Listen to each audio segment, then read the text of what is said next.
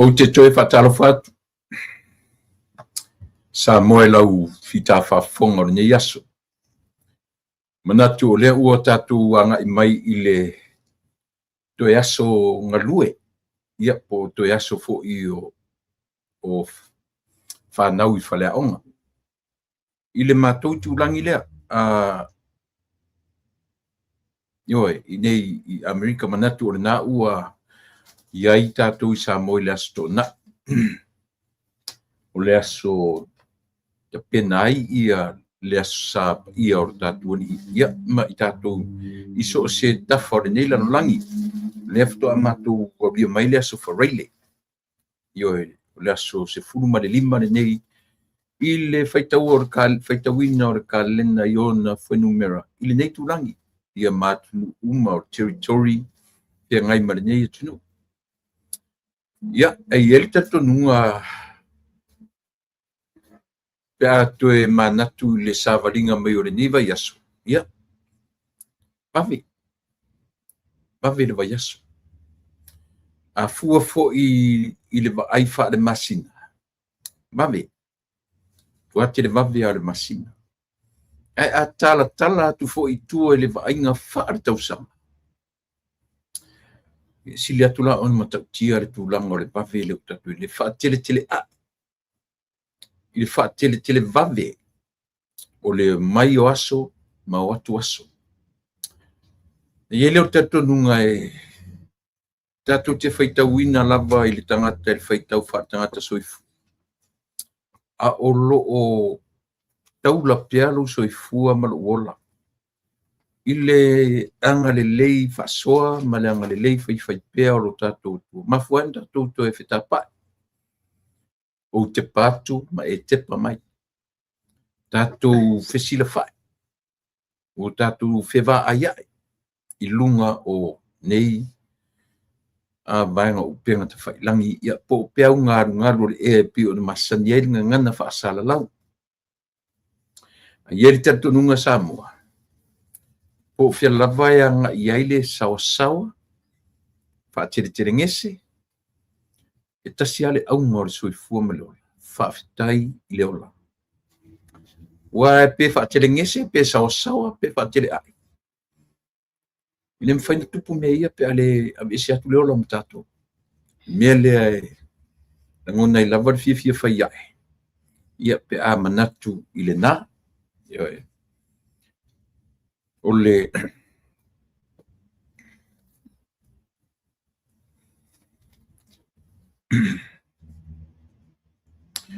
Ua so na oli nei lo uloto ia Yesu.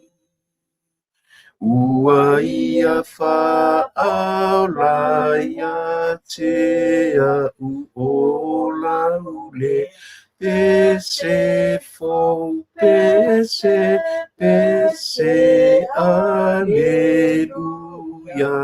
pese aleluia pese olela oloa nganga oe olo wanga nga o Yesu e ole fa la mai wa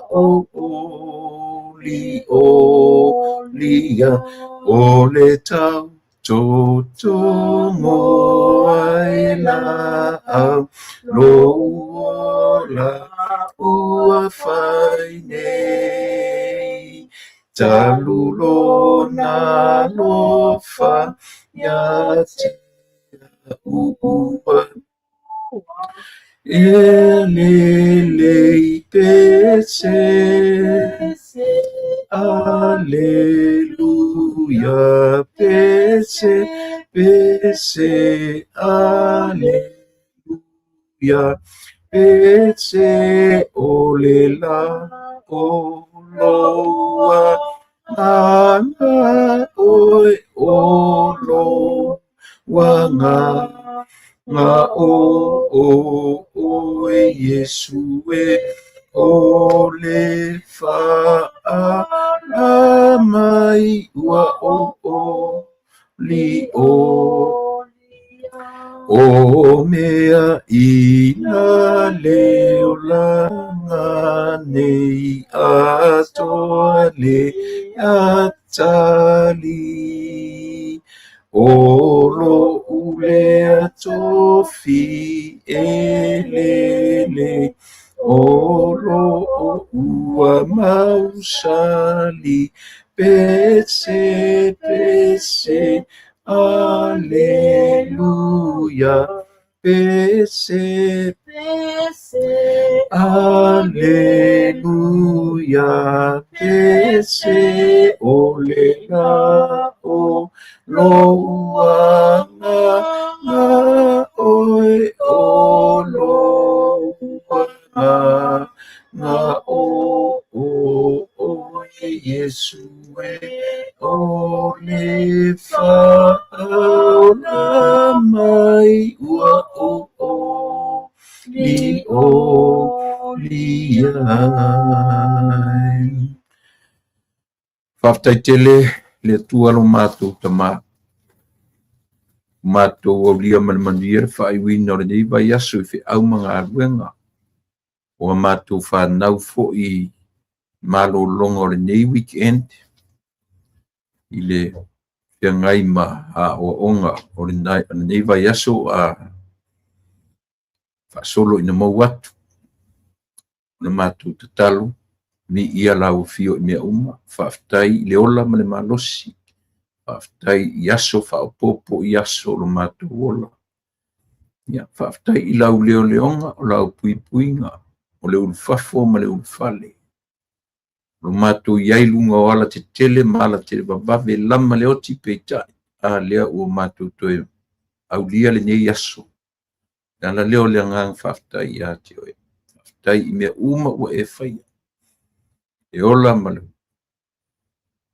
pui ma le marutia o le o mātou ola i aso uma. I ia lau fio. Whaftai le whaoratanga. E te pena ina. O lo maliu ma lau toe tū i ola le tangata angsala. Ma lia pule whaftai anga le lei. Ia, wala au lo ngang pa ia o lo mātou fisua swan sidi fio mai ia. Tau to lua, tiute ma whaiva o le nei aso. O ai o lo whiangai ma ngā ruenga i lungo le ea. Whiangai ma whai ngā malanga i lungo le vasa. O le whunga ele ele. Ia, ma so se me tonu o ngā ruenga o fafo to tonu o fisa. O taita i o lo mātou malo, taita i o le kālesia. Taita i o nei foi malo mātou o le mawhai. Fio mai alo ngang pa ia. Tau to lua tiute ma whaiva o le nei aso. Wai ina ua mai ama wha mai ina ma ua pō. Ia, wala au lo ngang ai tau to lua. Si teimi o mua le a tau ma vai fo i mai la tō ia ma tō wha. Tu o iau vai lo tātou ma o le tatalo. Mangalo i mātou mea uma o mātou se sem whare tō. Mangalo le tautua me da unanga le si ufonga o le tai afo. Lo sua whaisu o le mawala au. Amen. Yesu oli oli o na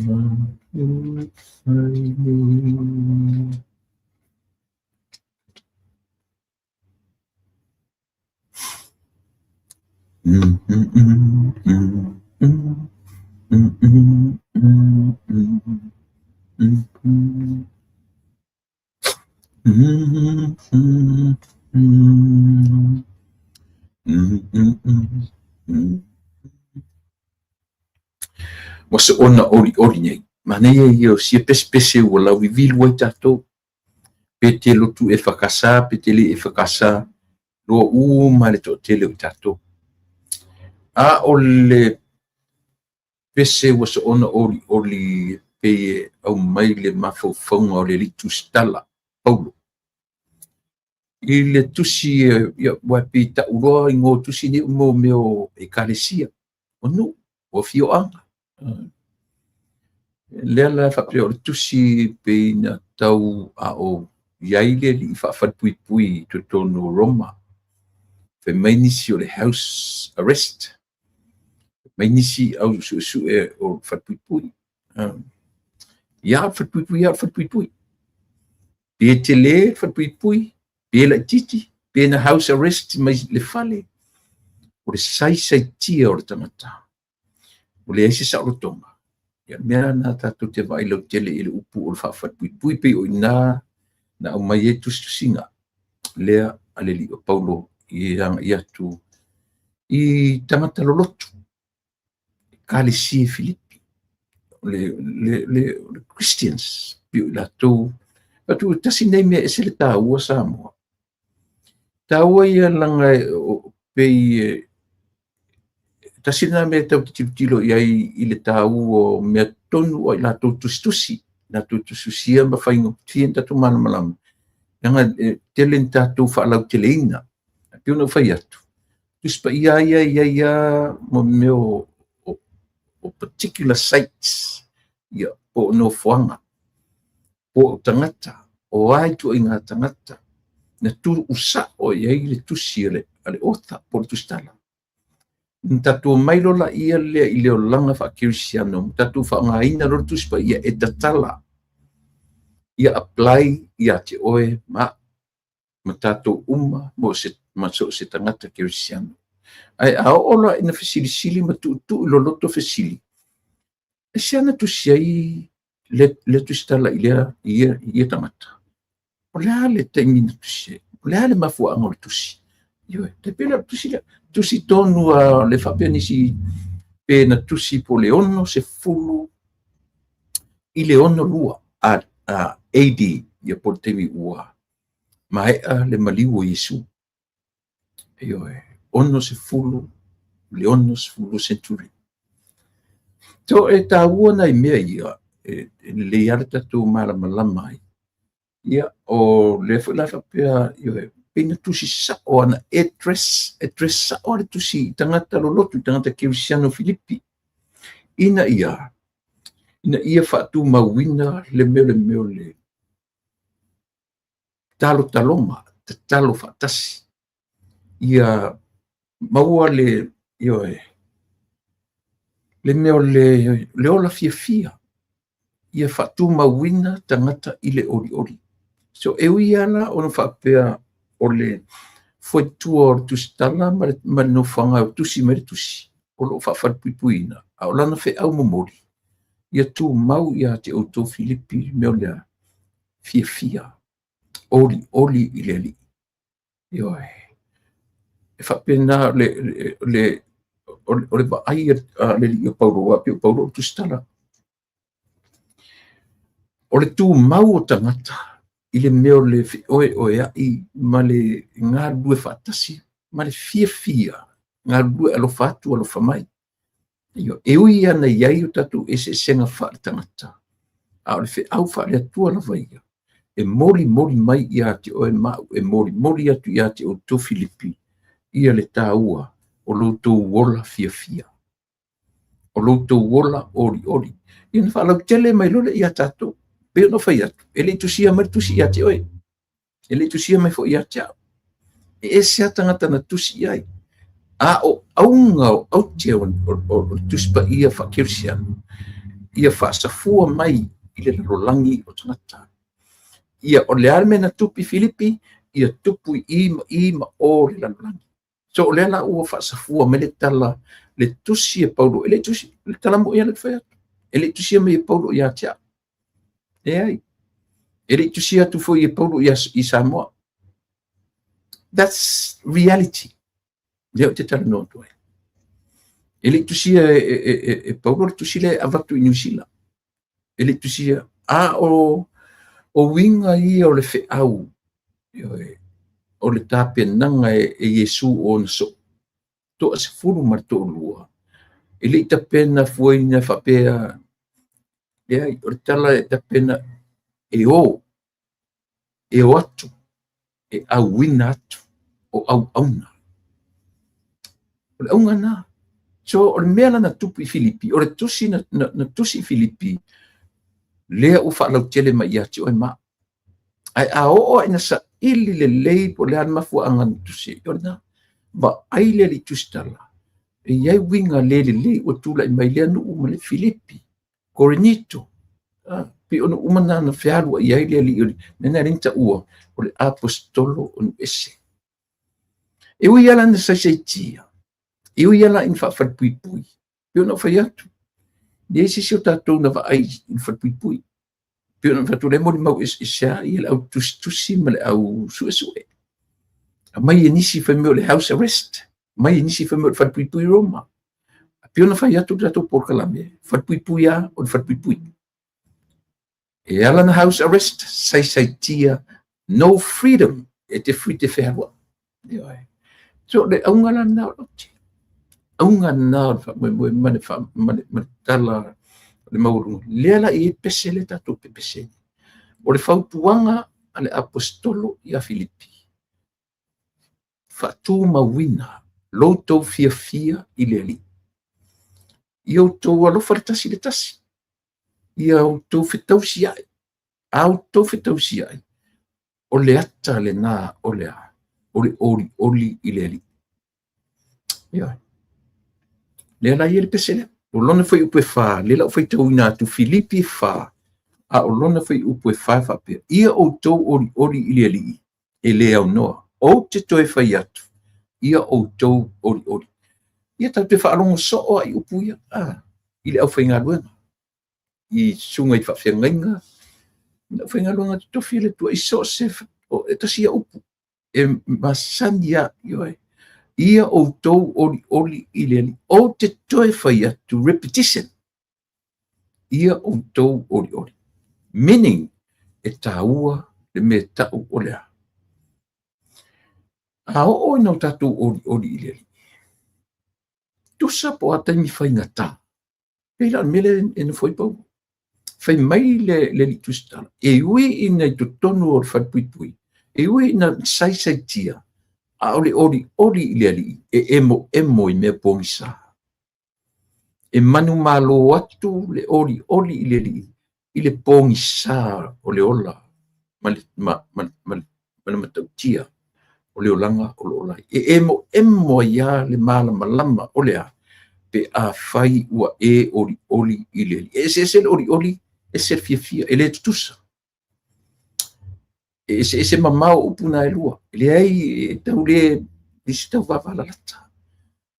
A fisi mele e te upula le se senga. O le fia. E muta. E uma. E te fia nei. E te tangita au. Po le afo i le fia. E pa i mai lo tala wha noa. Mea la nale ina wha maa losi per fe au wha ke riso. Ioi. A o ina tupu me whate i ai le mawhauwhau. Tau te vai a uftangisi. A o le tangi la tangata ori. E ui na o mai te mi pongisa. Ai langona le ori. E whaanongo ina le ori eisa. O lo o iai le whamoe. There's hope. If you have joy to the Lord, also you have hope. E iai, tau te ori lo i ali, e se le joy, e se le happy. Tatu te, or tatu fia, i le li, e oro foi, o maikan me o lalangi, umar fia. A o le tangata i o ori. Pe o mai te mi pongisa, e emo si ori. Lea la fai mai paulo. Filipi ia emo si mea le nā ia te utu o lea. I utu ori i le li. Ia whatu mawina le fia i le li. Aisia, auto ori. O le ata nā o le whatu atua moni. Ia, amene. Ia, o le so, o lo o na whataunu inai ia i le fono tele i malua. Na whataunu inai le so ia le whaauunga.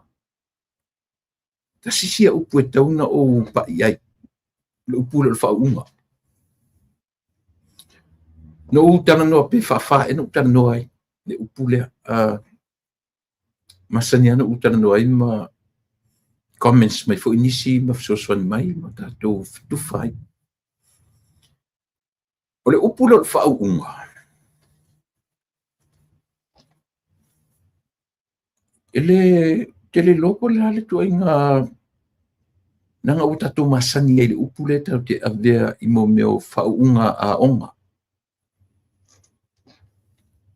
E mawhaina tatou tilo i ai o le meo lea graduation i le tau whapirtania. Ai kilo le leia graduation, ma le whaunga. Kau whare palengi istein. Ioi. Nanga le upu lea le o le whaunga. E sau le upu whau. O le ala le upu nai loto lotoi tu tonu o le upu whau. Le key word po le root word ngai kokong o le uu. E le uu whare hold. But o le uu manongi. Le ier tatu upu o le whangu. Whangu. Le uu la lea. Nā e ta tala mai le upu lea. E maua i le upu whaau. Ai tala nola le upu whaau. E sau le meo le upu pālangi o ina o le anointing. E maua i le me tau o le anointing oil. O le uu manongi e whaau ua i meaning. O le me whaleanganga. Tau te tala noa le upu whaau. O lona tau te tala noa i le mea whaleanganga. E fua mai la no to whawhanu tanu e mele. Ai mesi a te mine. Na o te mine u whaunga. Ale mātou fo i tūlangi. Nei tūlangi o lo mātou no foi. Ai le eo ngā nei me o te tala atu. E te wawa ai fo i oi ai. Ioi. E le tala whea ngai le upu whasa moa whaunga. E whasa moa ai le upu graduation. Ioi. A tamka ko kilo i se upu tala whea ngai. Pena whai atu. O le upu ai e whau o le me whaleanganga. O le me whalenga tu sa le o whaau oe. E tasi ala le me tatu tilo iei. O le ale uu.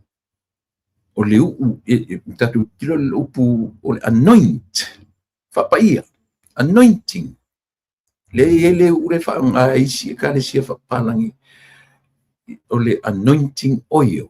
Le te whai e whiwa i sia uore ma te whiwa i e whiwa i asi i masiana ta ma i whanguna But ele sa fe au ia e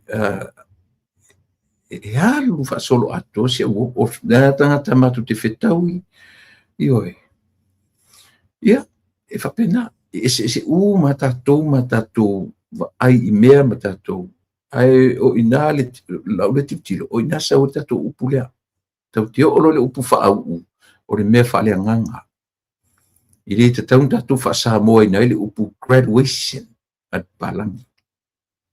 Tatu tilo ia po le hase upu le legi at tatu atunu e tau te whasa moa i nai le upu graduation or to graduate or the graduates i le au whau le tau tatu le au whau ia maua sa upu maa nei e te wawai e whasa moa le upu lea that would be nice tau te wawa ai to toa iai o le sola le ala na whaau uai ia whaiwhi au le matu to lua whaiwhi au le matu pulenga le ana whaau ia so i to tonu o le fontele malua o le whaiwhi au o le vai o le ola le kalesia le vai o le ola le sa ngalua ia le toi ina ia anti le avasa to whaiono ia mai whatua ia losi ia ua au le tua i le au auna au ngā.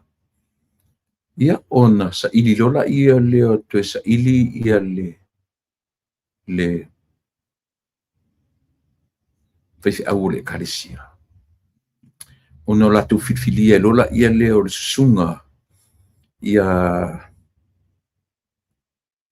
Petero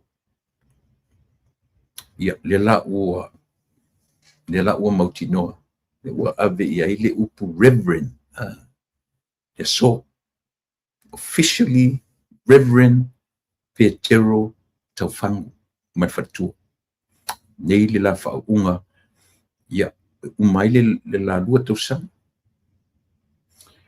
ia matwhaiwhi au sia matuta mai i kare sia si ufonga o le tai au fo lena whatu umatutongi ma pasi sia mateo ai ia au esi wha le tonu ono appointments ma le foma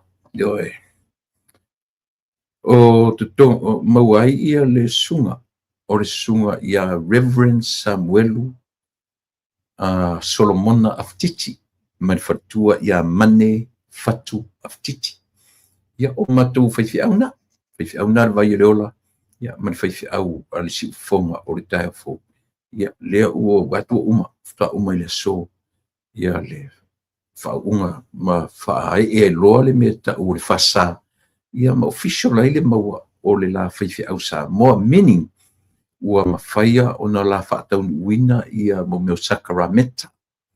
Ua mawhai ona la whaia whaamantunga.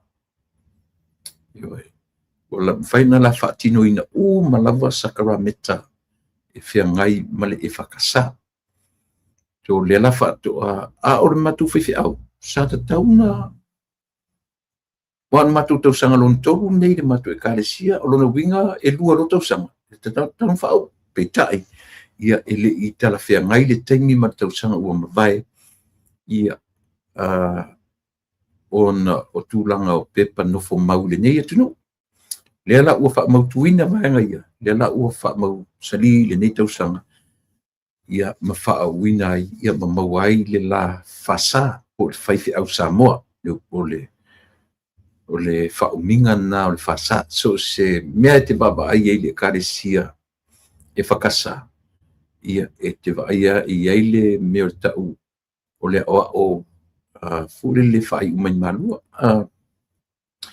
e le taua o se whawhiangainga ti vanganala o si whenga ua fōi ua official le ian tatu ai lule ua whapipi i ele reverend i luma o lona swafa la whatoa whaftai ia tua ua whamai eina ia lea fo i sauninga tele. Pi umau te vai tupe tuitilata le lua se fulu ia whaifi au. Lea sa awards i le so a lato whasa, mau e le so a lato whasa. Ia, mai le nei tōru sama ia pe e whapea e oro le sa whamantunga. Ia whaifi au e watu e o le pūlenga e latu ia pe matu te ofo isi pasa matu te whaifa mantunga ai ia le la whatoa ua ia fo poronga i lea mea le ua mawhaia le matou whaifi au ia ona whai le whamantunga papatiso tamaiti whai ia le mole whai ia tanu maliu io e whatoa mwhai ona ia tanua maliu whai ia papatisonga whai poiponga me whapena ia ma whamantunga ia e pio mea tāurawa na ile i mawhai nea fuai ona wheoai e kālesia ia pe le mawhai ni whaisi whamantunga se vanga ua watu se whaifi au whaia ia toru tau sanga o whea ngai mātou male mea ia le la whato a whau ia vea fuilale nei tūla e whailo leo masui o le si ufonga o le tai a fau na leiti o whasala. Ia e mori atu, ia lo whaanga, ia i aulu sunga whawhiangainga. Petero Taufangu matwhatua, ia pape fo i le sunga ia Samuelu, Aftiti matwhatua ia mane, ia male au sufona uma, ale matu pūlenga, male matanga, luenga le sunga tu ina whatonu, male sengo tu ina, tunga i whaifi au, o wao, ti akono, maftanga tina ia waftasi vula lea o le fatua foi la o le matu tu ina fatonu le tina ia losa ia pe o ia lea ua taʻitaʻifono nei le mafutaga tinā wao ua faapaleina ai ia le tina ia matu foʻi ia le faafetai i le atua ona ua mafai ona tatou olia manumanuia ia manatu po o le vaiaso fou e faataunuina ai le vaega na losa po o le vaiaso lava nei ia a o lea ua o le vaiaso fou la o le vaiaso mulimuli lenei o le usugafono i fono laiti aso sa asogafua ia ona amata atu e lole o le fonitele fetoʻausuia le fonitele i le vaiaso fou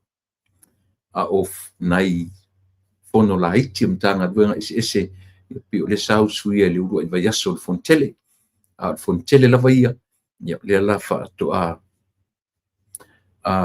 usuia i le vaiaso fou ia faamani atu le atua sa mo i taʻitaʻi o le ekalesia i lona i le laulauafono ia ma vaseaga o toeina uma toeina faatonu o toeina o le ʻaufaigaluega o fai feʻau ma faletua o aʻoaʻo fesoasoani ma faletua tiakono ma faletua ia ma le lautelega o tagata o le ekalesia faamani atu ia le usugafono ia e maise lava nai matou fai feʻau faauʻu o lenei aso maise lava ia sia matou fai feʻau suga samuelu ma le faletua ia mane malo le taupati taimi o muamua ia taliu mai ma toe tau mai fanua le faiga malaga ia a o loo talitali atu ia aulua ekalesia ia na tatou toe patipatia foʻi lea o le toe foʻi mai fanua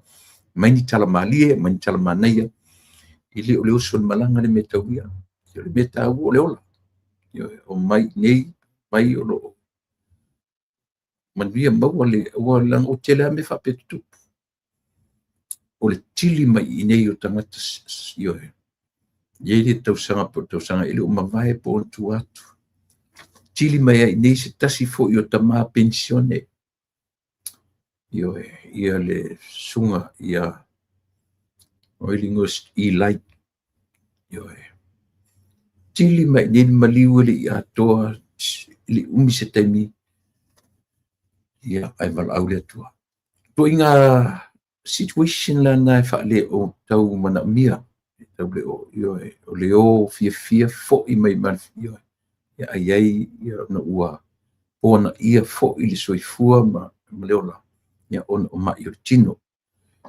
tausaga atu i luma tele me faapea tupu i taimi o usugafono o isina maliliu ai ia i malua i tausaga o mavae me lea ia e pe tulituliloa ia le taimi o talosaga ma le ona o le vaavaai alofa i taimi faapenā ia faamania tele le atua i le usugafono a le tatou ekalesia aoao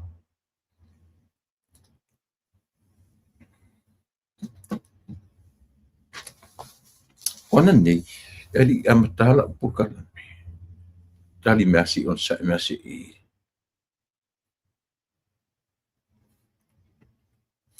merci sent le tatou link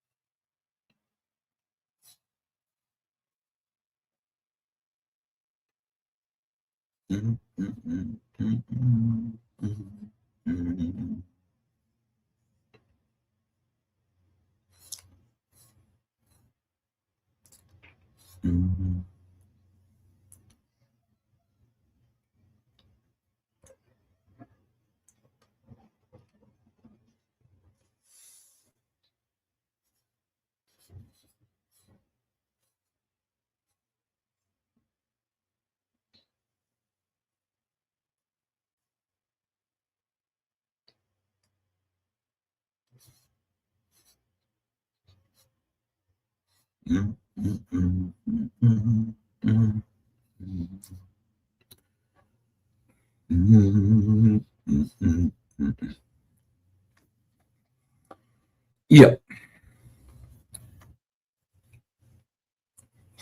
nei lau tele i mata o tili sau mata le porkalame umolon mata la noa na vala au mai le mau se mafso ta inga ma le susunga i to fai lio fa vai o manu fa tau malama ia po le li o le tu le to fai ala vea li o au ava fa tau malama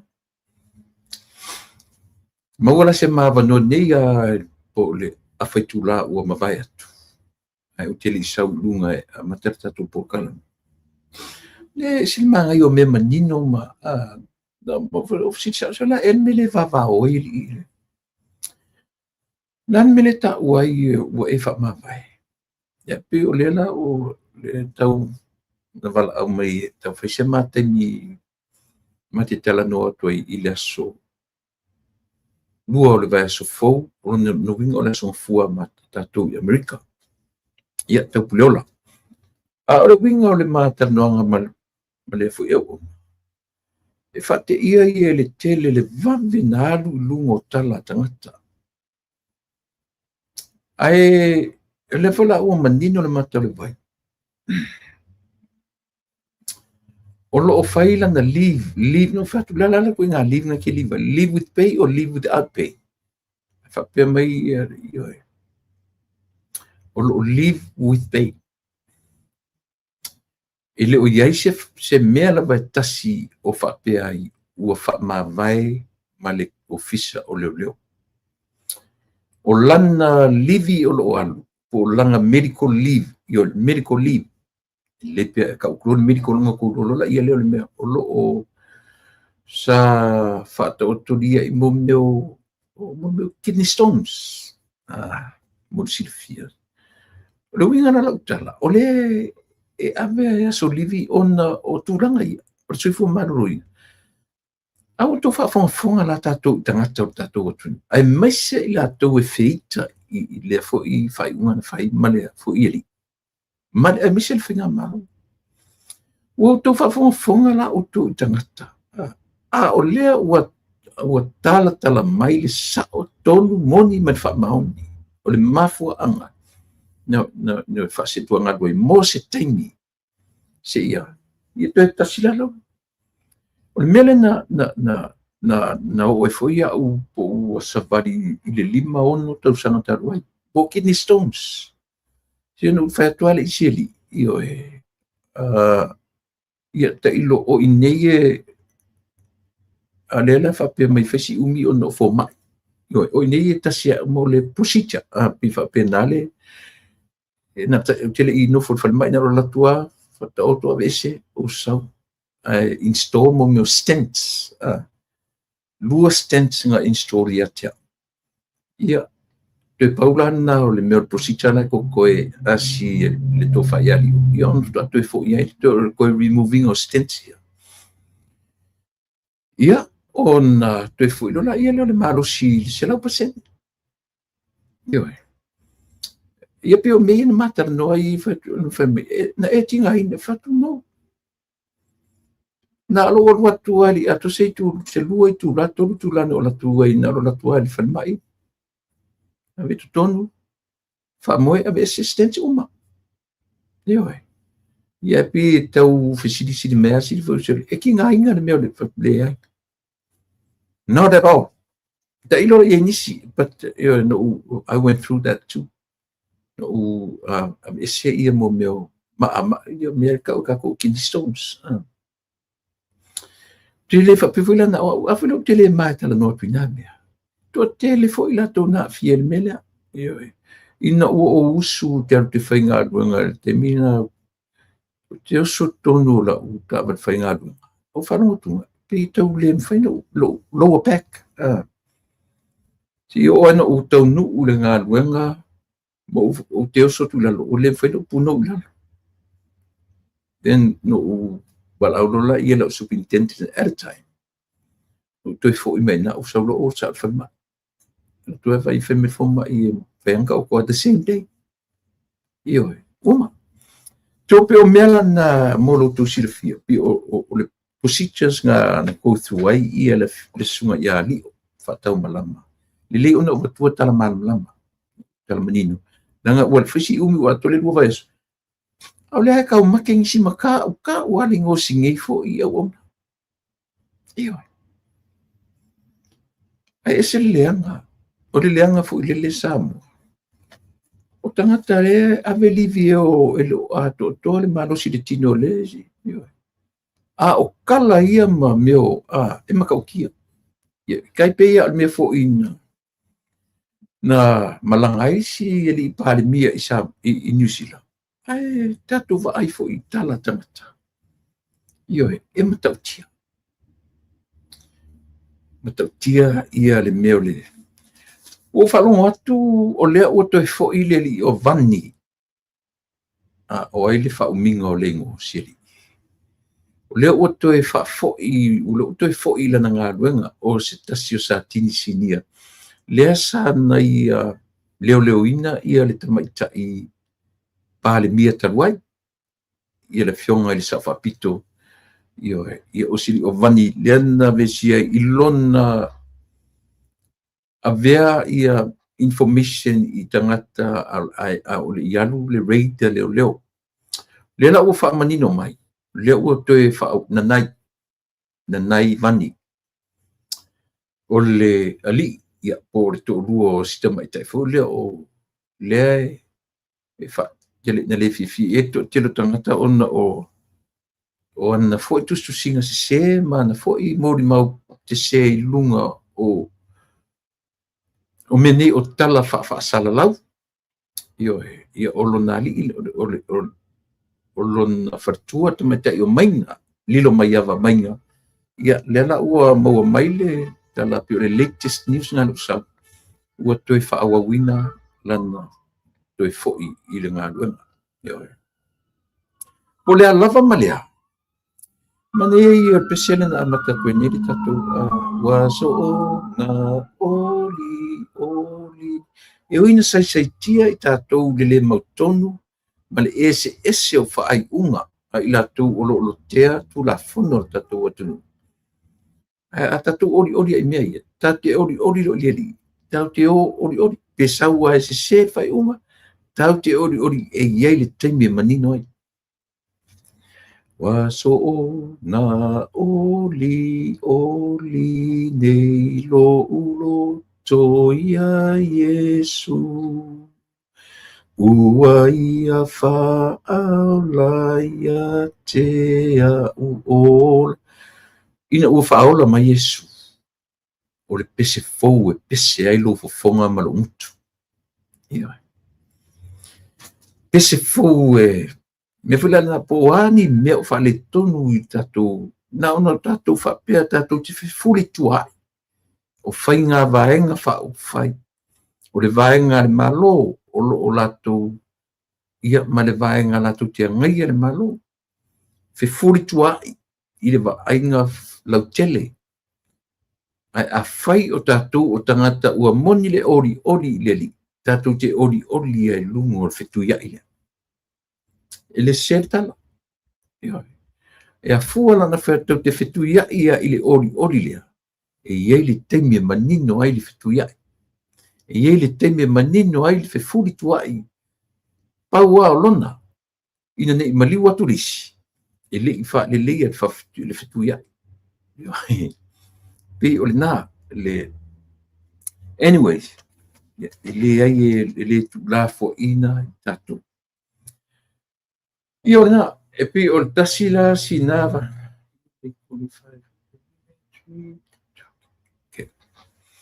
pi o le tala fona le au mai ia ma failo mai ai le tulanga o lo ia le au no tarno atu le foi i le tulanga o le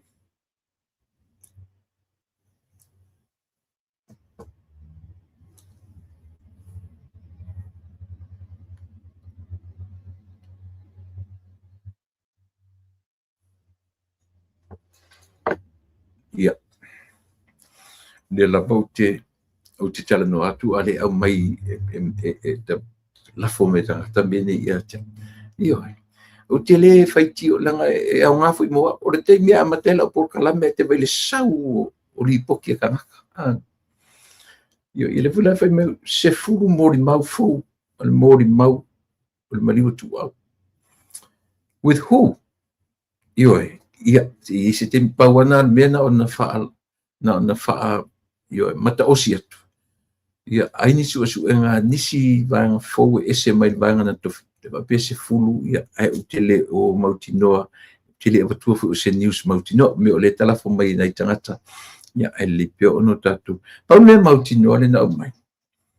O le, ile ofisa o tamai tailo ia. O wharamawhaenga titi mai ata fua. O le li o amatanga mai lunga o itu maloi e lua. Ali pata i lunga malalo. O le li o li moni a yafi. O le li o langa aia. Fa. O le li o ai ono tile. 5. O le li o lesa sui palemia. 1. Ia male fitu na fitu ai o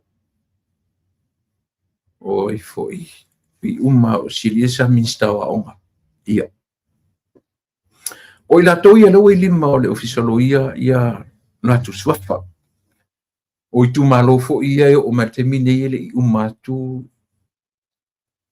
li potior se la muli mantu o tai fitu se la waf tai fitu se la yes fitu se la wafe 700,000 le award muli taimi ai li faia le fo fitu la wafe o le 3 miliona o le miliona lon tolu sa wela le fitu la wafe na wa atu la tutonu ia tusi o le fase la wafe a le tolu se la wafe muli le la e la pe ai tu malo e fitu yoe ali pata i tupa i lunga i tupa i lalo fale atu tolu o foi o ana lofi numero 2 ai ono langa fale tonu e valu i mo na mena nafi no te va vai tu fo i lipoti mai ale observa ma le afo ma le afelengo le talamu e valu na mai fatasia ia ana lua ma ana tolu le la o mai nei le la fasa o mai na o ana lua no winga o le li o ai ono tile ia o le li o i fo lengo si li na nga e monga mo ia o desa foi masui parmia ia o to fituna o ila tola na lo fa manino mai ia le o la to ngoa e o mai lungo la to wata mo la to ngoa a o ye pe I le vanga I o misino so tango e watu I ngoa tangata nei o ila to nei no vai atu to se fulu tangata the latest pe o tangata muli alenga arrest mai mo meo sofa inga a ila to la Haiti tangata sori e fefi loi o tangamiti la Haiti tangata matutua o la so sfulu tolu o me na arrest tairi tangata ingo ia suliveta lua sfulu tau sanga o le li mai leone le fioanga o leone a le so 5 o me masina nei o le tangata e sofa ia aso e sekia na arrest ia aso e sekia mai le awaa masali lua fale alili tolu 5 tau sanga o se ali lona tolu na arresti le aso mua me io masina lava nei lua o ono o le sua fortanata o le ngor tangata o Felice Achin tolu se fulu tau sanga o le ali mai sa le ufi ma vai moso o le lona fa na arrest fo i le aso mua fo o me masina nei o taiai po o taiai mase malo fasfuono tausaga le matua o se alii e oe mai le fioaga o le togo ia o le manino atu i le sinu taiai po o taiai taiai e pole lava le faaleoga mase malo fasfunono tausaga arrest foʻi le aso muamua foʻi o me e o toʻatele o latou o le aso muamua le masina nei o le alii e soafa iā Manila Junior lualua 24 tausaga le matua o se alii mai le fioaga o falevao Manila Junior lualua a o le aso 25 o aperila na arrest ai le alii lea o Sofara Folasa mai toamua ma vai telefou 32 tausaga o se alii Sofara Folasa arrest on the 25th April this year. Aso muamua foʻi o mei ko kele lau arrest le aso muamua mei ia pe foʻi mai se rate le mele mau kakagi aso muamua me lua oluono o le tangata e ingoa ia Junior falefā Samoala ia pe silafia foʻi lona ingoa Junior falefā Favita o se alii 2 tausaga le matua o se alii mai le fioaga o nuu fou ia ona soo mai lola ia lea ma le faamatuā tagata lea auai atu po lea se mea o le 5 tausaga le matua o malu poliko ia pe loa le suafa tino malu poliko i le o taʻua mai se nuu e sauai i le o taʻua mai ni ona tausaga and arrest i le aso 27 April 2026 masina le tenei ia so mai ma le alii o Taumawhai Jiang Ban tolu sefulu lua tausaga o se alii e le o taʻua lona fioaga o le suafa o Taumawhai Jiang Ban ia so mai ma lesi foʻi tagata lea 54 tausaga o le alii na loka i le aso 18 o le masine pei o le tagata la le lata le tamai vai aso lena tenei May 11 aso ani suono ia vai aso nei e suafa ia matai o Filipo ae au matua tagata 54 tausaga e le taʻua mai le fioaga ia na toa se fulu ai nā tagata lea na toe fesili ai tamaitaʻi foʻi lea pei ata mana fesili i le faatolo le palemia ia ua lelei ae seʻi suʻe mai pe afaapeo na fia vaai ai mai goa ia le la o igoa i o tagata ia ua faailoa toa se fulu pei o vaega mulimuli ia asau gagaga ele sau kaikou kasi kaikou lua toa se fulu tagata ia na loka ioe e u faailoa mai nei mai Samo ia o talamoni o i suafa ia o i latou Samo e sele le lopo le a tatou tuaiga o lona uiga o le tupu pea outou ia le milia e lelei loutou o saʻo ai o i leoleo au mai ai ni outou faamaumauga e ua toe maʻimaua le taimi tou te fesili ai le palemia i mea ia laga outou fesili le palemia e lona uiga indirect e lona uiga atu fatu le palemia e koe fesili la le palemia o komisina ma le ofisialo leo mena e tāua i tele le mea o tapenaga faamafofau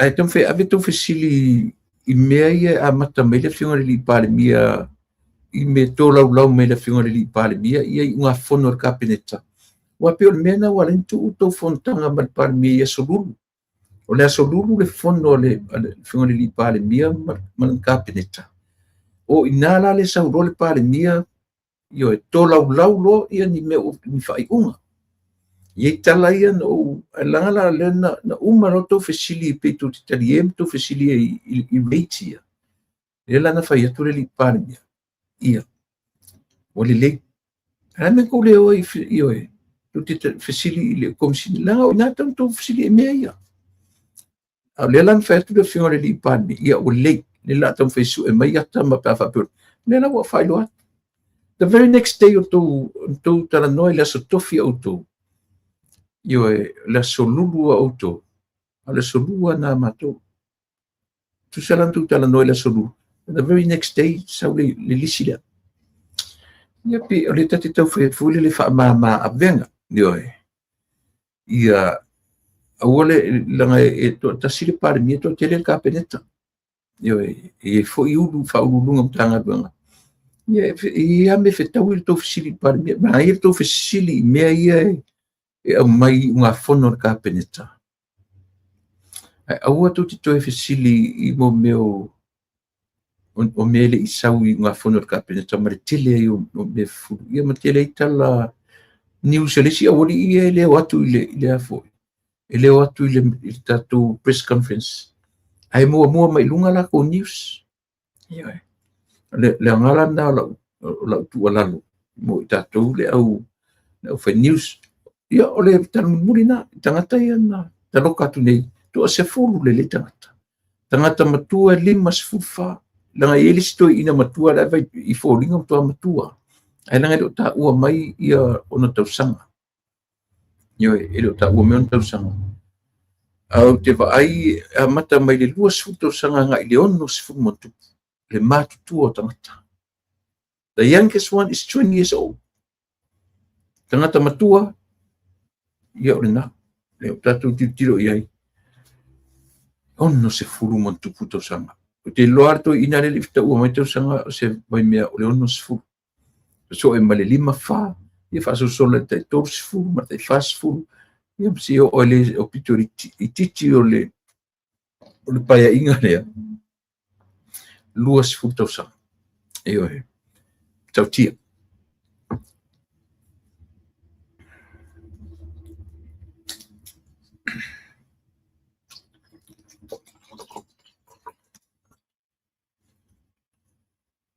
e ai la o post na o tu sa fa longo ile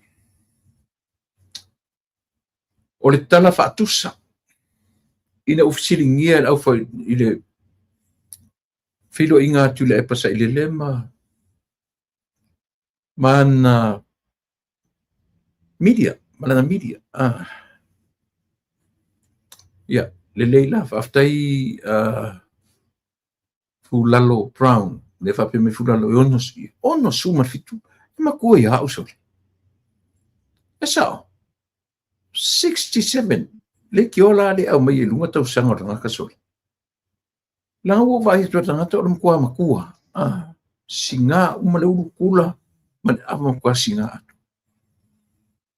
ya faila ono fitu ya o baila ele tau sanga o tanga to lo faia ni le merta to atu pi tau tartu mai a faia to fu fasu o mai le age group le ia absolutely que minha uma no café ia mea uma fifi ia mea ale makua ia luangi ka ko inga sole le meso na fisiringia le proclamation to ina ia le proclamation ua o le sia por tele enough ile meo le minimum wage ale malo na fisiri la ia tu le populasa na vai na tepa na mua tepa taula itu le pa i termina la tu faisi tanga buli pi ma le lua o le la tu si tanga te lo motino pi uma la tu si tanga buli na ina uelo le a fai paro lu o tas na si tiaila na tele taliaina ia le fasu senele ua o si ia le minimum wages ale malo na tele taliaina na te le tali ei nei lunga e fe mai e eile mea i luma na i e ai mamau i sa mo e tikilo ina ua vatu la e tustana. Fasu sene si i nei, lima ta alam sene.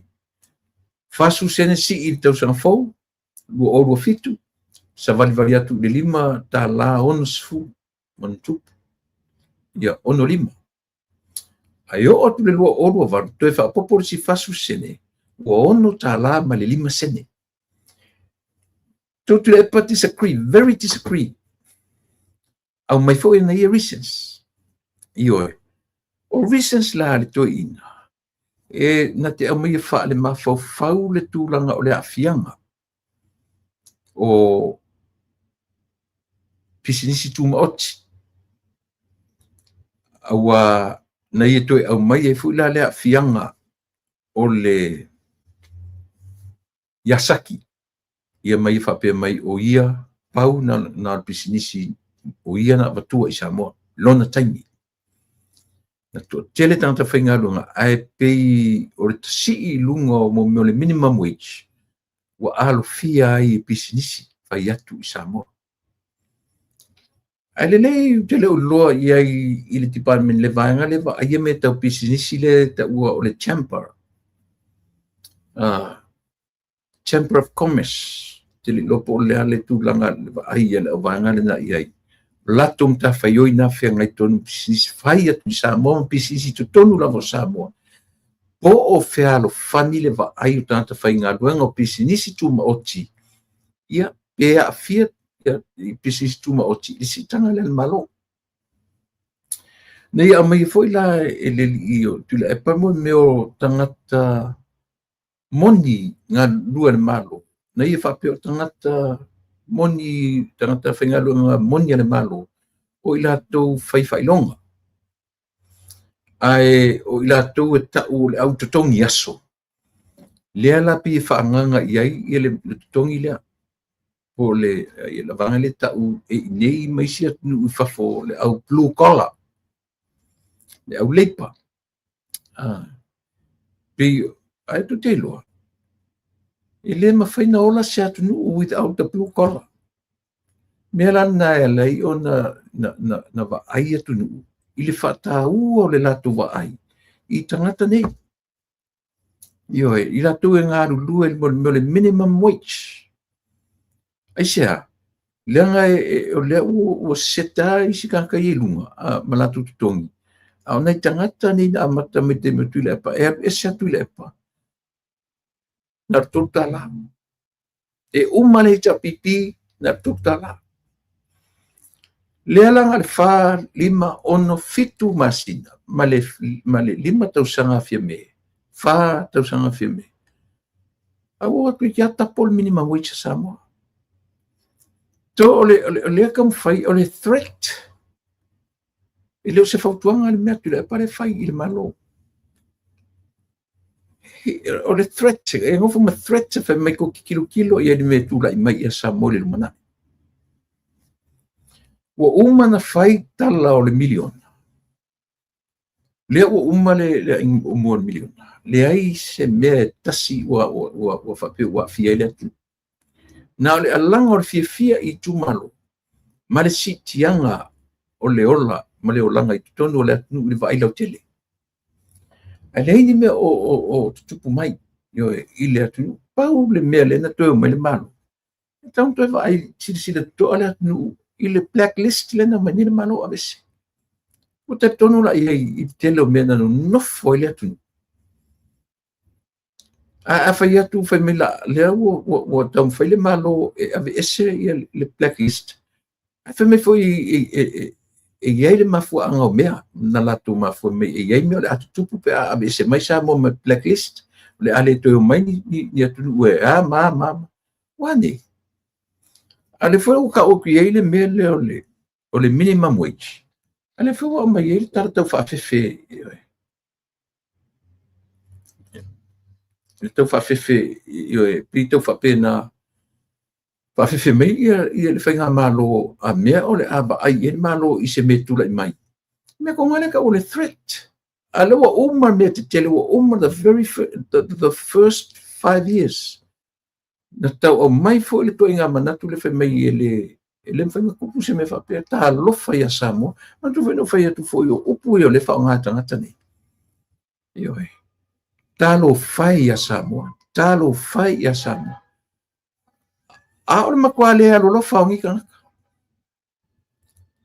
yo ta to fa fonga la ye e fa ngata ngata upu ya ta lo fai ya Samoa ta lo fai le tu ta lo fai le tu o le fa pe nei ma femela a mele milion feme a mele milion ele mfanga ku ko uma foi la lawa a o mai su e vale su e vale ko li lo so le fa makala so le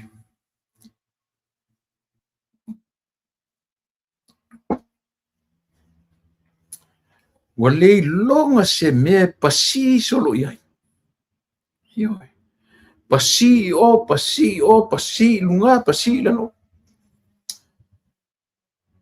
o le loa e sai lele malato ele la oi wa in sawa ele se li an failanga yo ke kiri ko ficar ngo i lana lui po lan tar sanga le ufai na umana nafi fo ina subject ya nafi a o le tau le mele no fo no farto ina le tutala noi ile minimum wage le o te ia fa per tala to ina a yela utala fia fai yela utala fia fai no e sa u le tala to ina e fa per fam talanga to ina ia o te musu e to e teach le tala alangan fa longo ini si auto na fa leanga mai ai e to ina atono le fa leanga ilo na mafau but to me that's defame o defaming le tua a o le lipania na te ta o le tua a ana ia fa mai le sofa pola tai va fosi te loa e tala no me tangata o pula sa o ia i le to ina pula sa o ia i mata ma le whainga e oro le mena pe o mo ingi ko inga e sa o le mena o mafau mo le very irrelevant le natala le paleni o le natala le fatala fatusa le ta uai pola te bafusi ma le minimum wage lena tam fai meina avatu e pola te bafusi mo me au lakapi ma au soka vele le vao ma ta pena fale o le ainga o le parmia i ala mangoto the whole week tele lo profesa auto ina mai tala a fai fo se tala na vatu se tangata ia te ka ngoi e fika pe sa o le tala pele ai but the way he explained the story no va ai to it's a put on story ele se tala mo i vole oceana lava mea e tama whaia i e whamatala mai lona loto ti ngā towards somebody. Oceana lava tala. No fom whamatala. A le mea na e te whatoi, o le whitaui. Le so o tai whanifo o le minimum wage, manantala le tau whai. E tasi ala lau whaitau. O no forto ina. I lona loto ti ngā tele. Malona ita i le lipania. Pentala le. Yoe. Whainga duanga e porte vauta ngata au la kapi lango ingoi nta. Te au la kapi po se au soka po se halava. Teu le whanua vele vau ma whai uma le whanua o le whiunga e porte vau. I nai. I ala mangoto. Ai o le. La mena le whape me whinga o le tala.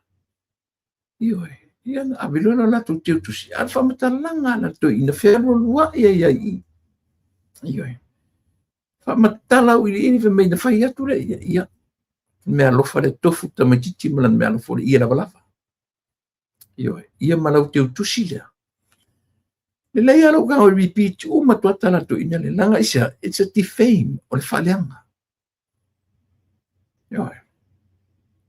Out of the blue. Eu sou metala lea. For what reason? I don't feel irrelevant. Anga ilfesili le avatu le minimum wage. Femele mal tala toi. Whawhaingaruenga e tai pau ia ki tangata le au kapi po le alava le au po se au kiki po se au soka po se au.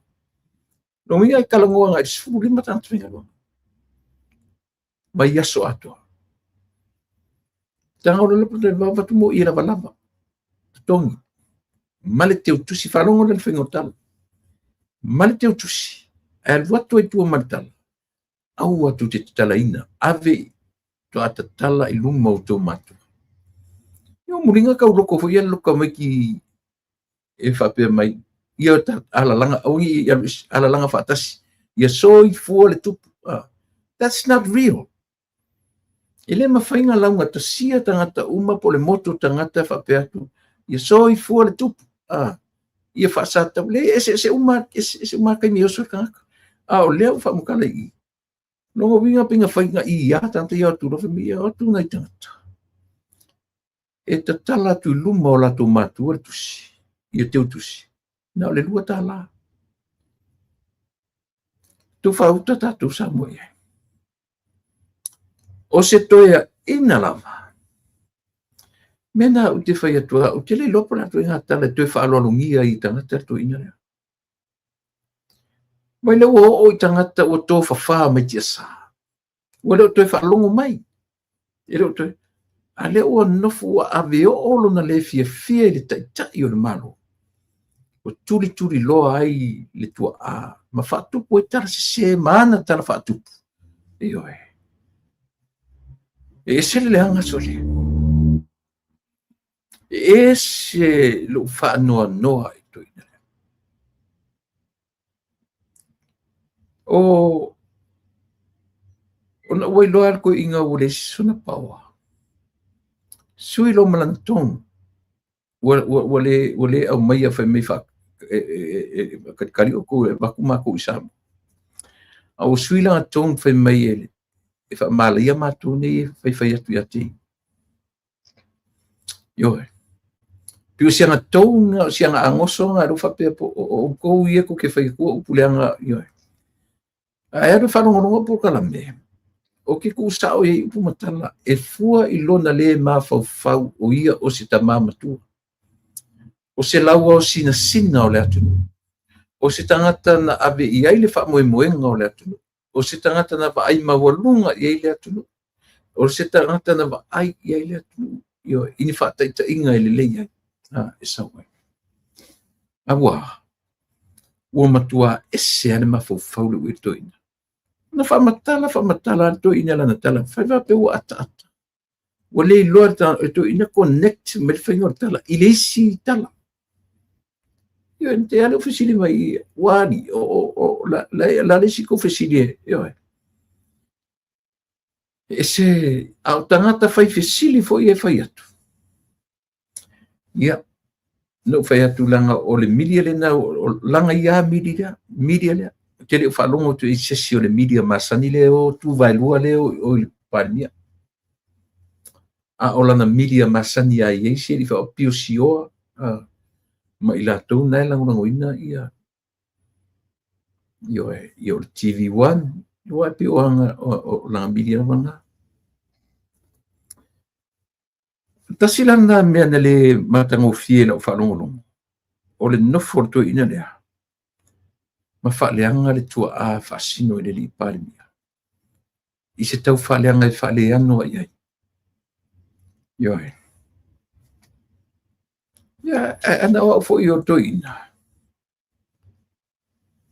Te tau na wawa ai I lea fo I tua a wafo I momo mai prota I wafo si tono le parimene nei loia. E la tua tama matua to ina pola tai wafo. I tono le. Nena fai ele tala ale liu. Ale parimia ele si fono. E matua tu le ofu le ia te o I tono le parimene. Meaning, e kia laku ke susu waku ua makua ro kama ko mo parme minga na tala matua tu le pela we nei lo we le la usa tu atu ina mele se tu fa to se tala ai natili he didn't even mention not at all it pawaran tala pola tai ba fosi natili ta ulanga ke lo le ya na mele fa ili fa pe mai a me o ta mau le pa me o tu out ne he didn't even say a word ita wali sufi happy fa pena au mai tonu a fa pena i tu ina e au mai le a fe ia ra fa pena e tu ila epa ia le tu la tu vinga na le tala sa mo ile le matanga fie o tu langa e pe ona tau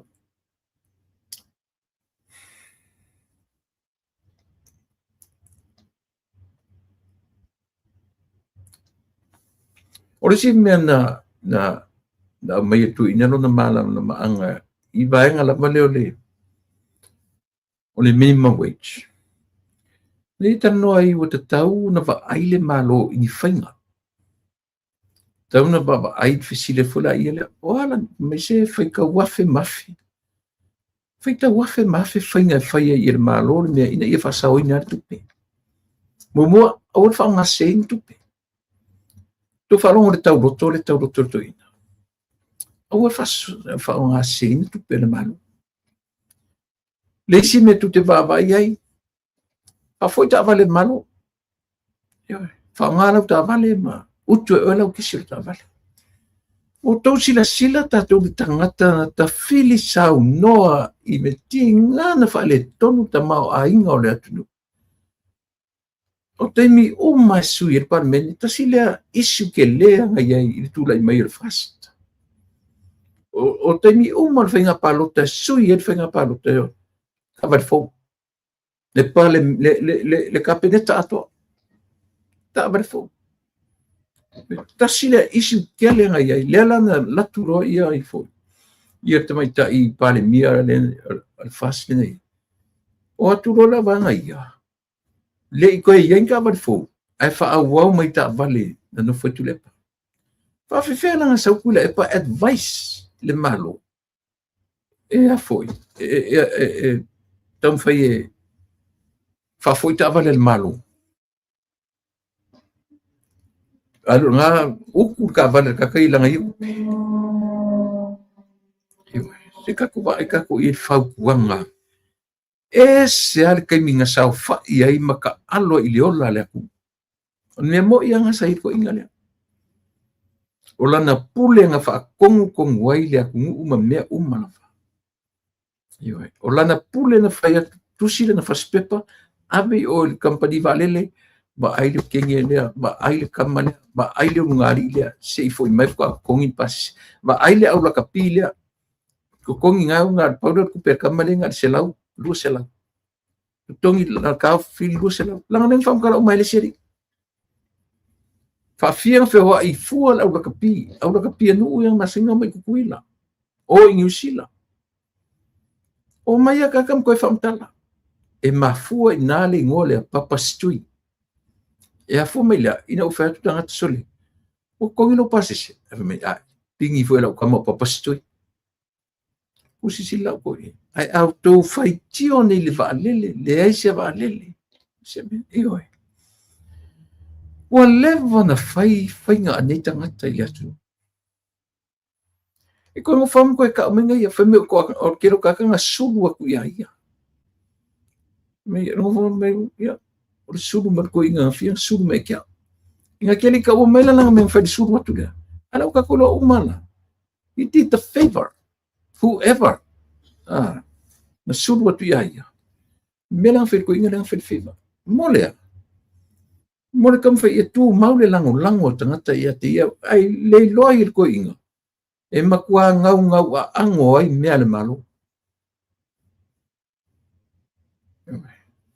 E matua ngau a ano ai mea le atino.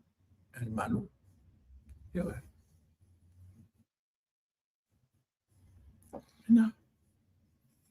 Le lau asau nei e whai au whautuanga vale valea whapea.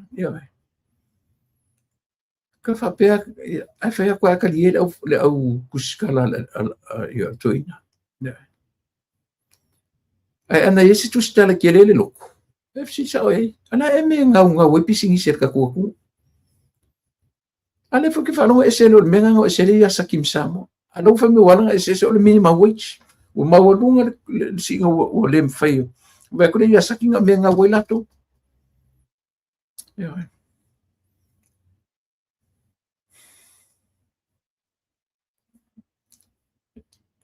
Samuel ele titi ia le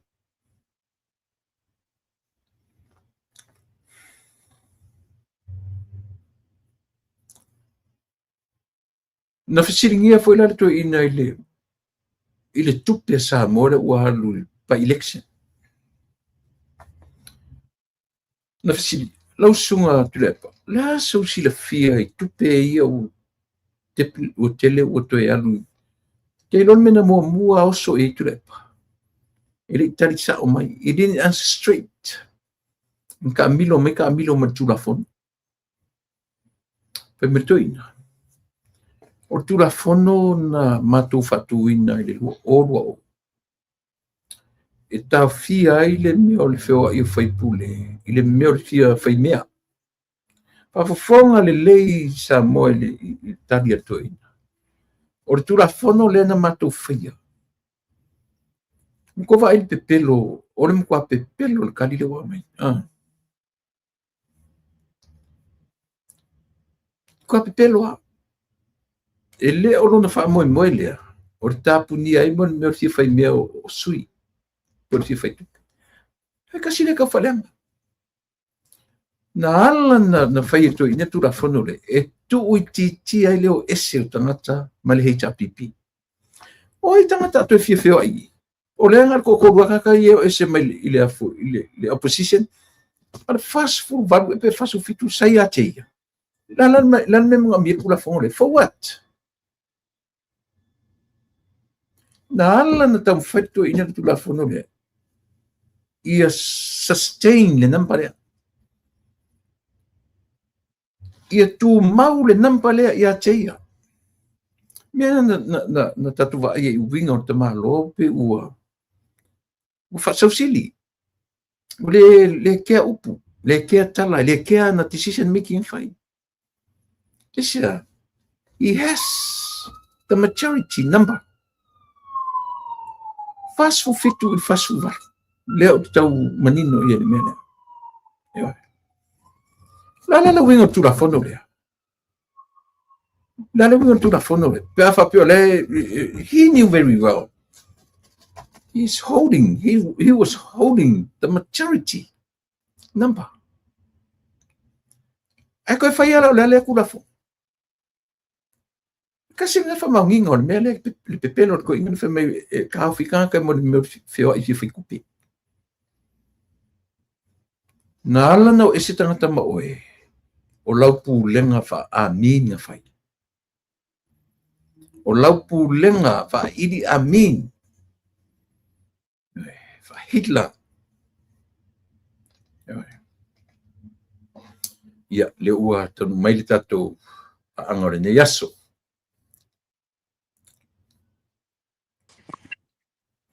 Ia, se fua manuia, ma whanua, o watua ese le mena ua e angai mai ai pe o rungo le ea po whena ia, talfatu, ma lor whalau manuia, ma lor se fua manuia. Ia, o le utu e pa ua, o tatou pa anga ma le tatou o loo out of town. I leo i au ki lani, leo e o loo whaimama. Ia, le ua to e angai mai. Ia. Langona mai tula e pa. Leo langona lei, leo mana ia lei. O leo te tau whai lo atu tatu atu e te leo o nai e te out of town. Mai ki out of town e te leo o whale. Ia, ai manatu whai lo mai e le atu nu po whea tonu le vaenga New Zealand o iai. Ia mwhatara wha mai le atu nu man whaloro. Ia, malo so maua malo langi ma. Ia, ole nei tula o le watu sawa tu tatu whasal launga. O lote I lunga le maunga I Darwin Harbour I down in Christchurch. Christchurch. Yeah, Diamond Harbour, it links down to le Wafutele nei or le Littleton Port. Is down in Christchurch. Yeah, if I ask na mana ia tau, mana ia le tau nei aso. If I might Christchurch in Malulu, it's so warm, absolutely warm. Mana ia. Well, I'm all dressed up le Malulu, but no, it's not. But in fact, since we ngamato tau no mai, ole mana ia mafangfanga lalo nei. Mana ia. Yeah, fatalo fatua I tato warm paanga nei le tai au. Yeah, sa mato for nei tai au sa fai le pre-21st breakfast sia mato ainga. Pero fa mo no mai ai. Sa mato yai la male mato fale mai malaya asiata man fatu mato sia hana. It was so good that we had to meet up this morning. Oh, that's good. That's good. That's a good news. I know. La se fa mo wa malanga toi fo I langa ko fai lalo. O nei le fiafi, au tau whafonga mai, ia me se foi le to atela le mamalu fo I lalo I nei le motu I saute I Christchurch. O lo le whai e le fuafuanga o le lato tausala nights po le posiva, a le tato a inga fast. Okay. Ia o le painta, o le to whai a asiata o ia le la na te MC ina fiafi Ia, a le painta foi la. Fia ngai tono e foi la umale fa moi le 21st letter li because I've got the honor o te MC inga le fa moi na nei. So hopefully vave na umale mato fa moi o te fia awa yatu le a fo le tausala posiva le fa na nei I le mato ekalesia le e fakasa I Woolston. Okay. Ia wa te lona usu fono tu fai au Ia, o le sunga le li iawa o ia e tena pauli o ia le na whiangai fo I male le loto le lufu tasi nane ia te langa e umalona mai ia le ngadwenga le sunga le li iawa o ia whapea fo lana tu muli ia o wale mafutatu le whamoe le whaingangeli o la le kalesia. Okay. Ia. Te tau mai nei o leo te tala noa le tau whaaleanga fo I rato ina ta uai le tua aosia tatu ni pāremia. I ana sa ana nafi I lana porkalame mana lana media. Ia leo se me tate tartala na uman fatula unau tilunga. I le o onga o iai le lotu ti ngā o rato ina nei. O I matua o tō whawha mai te asa. Le te taun toi pa ia I antala. Aua pa ia I to ina ma whamtatala te mi. Ata ue whato o fio anga o ala mangoto. Ia tu lo wala o whafonga anga sa moa. Aua foi tula epa. Ia au whafonga mai la sai lele. O le alau au e te tau tala ai le mātou a fio anga I ala mangoto. Le alau fe au e te tau tala ai. E le isau pisinisi la vai tasi te lote ia ele matou nuu. Langa ele papena ai tā laful matou nuu ia oe. Le ni mea le ai ngā mea le anga sa e whaia ia Samoa. E a fia ai mal matou nuu. Au te fia pasola tu langa le tula epa. Ia oi sai lele te le mawhawhawai ma e lote ina ai ia tua a le fionga ia polata I wau fosi. Momo mamau la vale por kiki ala fionga ia pala te wau fosi lo oi. A o tangata nei na lato asuina le ngasu o tai au a mataina mai o le HRPP. Fatoa e ruatu ana nafi. O lo winga ni mawhanu ele iei to ina le amatanga o le HRPP. Ne ai se tu la e pana ai le amatanga le HRPP. Pato watu nei atu la epa ia o ami o pipi o foi na laina na noa vele de tofinga fa mia taino tofilau. Au te whai atu la o le na te le iai le amatanga e musu elu ese soli. Pea sana mena wha. Me ton wale na. Sala fai se tala le fionga le li pale mia. Ona lea, na a mata mai longa grandfather le toi ina ia seku Schmidt. O mai I lona tua polata I wa fosi. O na akos o te apili Schmidt, Fritz Schmidt. Sau ia unasa Leo Schmidt. Tangata wa leva na tau tua ia Samoa. Fai o le tau tua ma au nanga I mtanga wenga sa ngā luei. Ia na whai ua lato tau tua I ngā wenga wha politiki I Palimini. Tangata wali pana I tonu. Watu alwatu nei ai o na sami tele o mea le lei na whai e nei tua a. A o le wala tu whai tal. La me wana lote ina I fua I le tua a le fionga le li Palimia. Le la whai tu sao tu la epa. Sao ta fiofi la wa. Ta fiofi wango tu langa I lea a fia fua ia matua a. O tau sanga ia o le in the 70s. Ta whai ngā luenga le piki apu lanu mumu a le toia ina lea o malia le ngaoi. Non tama. A o pule lo tama I le transport pool le agriculture department.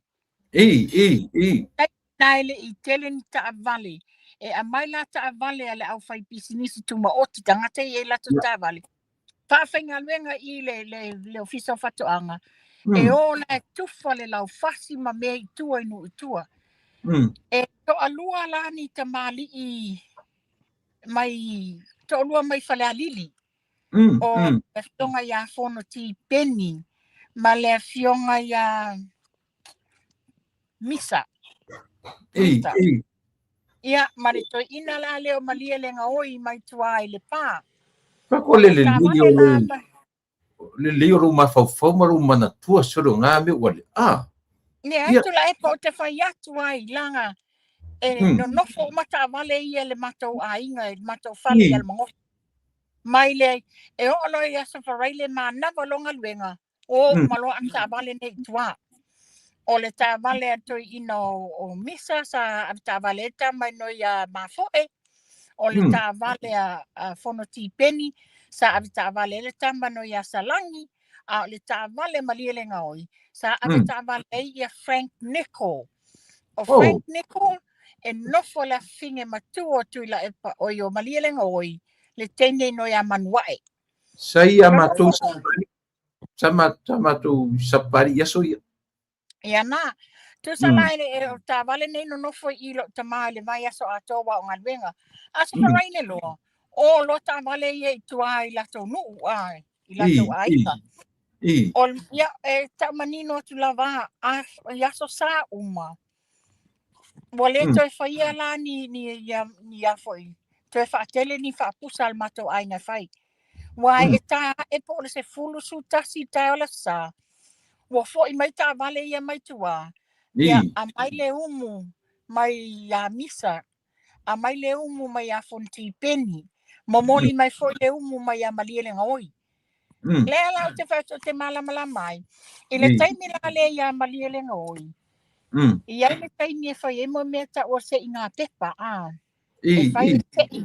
Po ai le ta vale e toi maua lewa no e toi whawhainga ringa ai. Ne la mai e toi ina nei sio tama ai oi. Ia o mafua anga lina ma na e toi whawhainga ringa ta vale o no lea. O le toi ina la leo malia le ngoi.